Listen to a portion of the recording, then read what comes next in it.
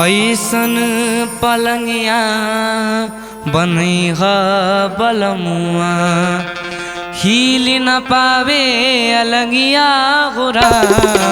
ऐसन पलंगिया बनई ह बलमुआ, हिल न पावे अलंगिया गोरा। ऐसन पलंगिया बनई ह बलमुआ।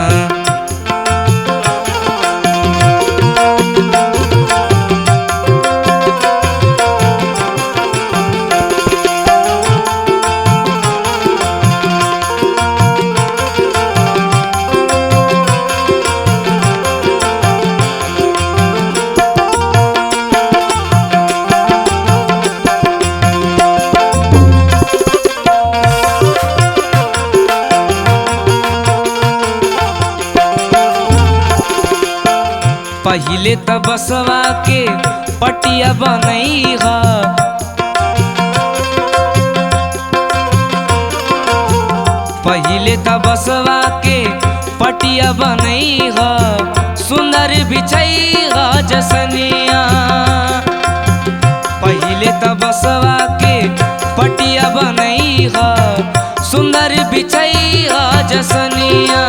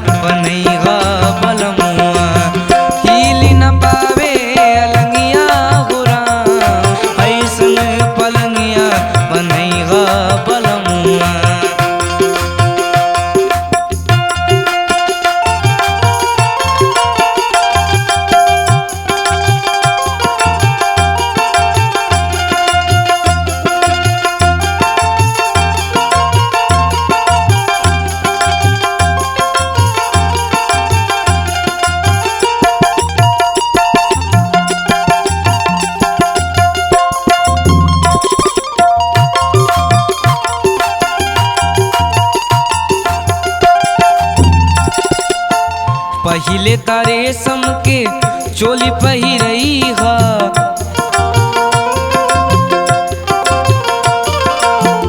पहिले त रेशम के चोली पहिरई ह। नकिया में सोने के नथुनिया, पहिले त रेशम के चोली पहिरई ह।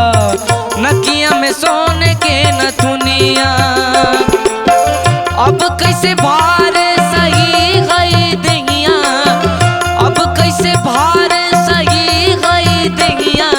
मत दी हम मुटकी जननिया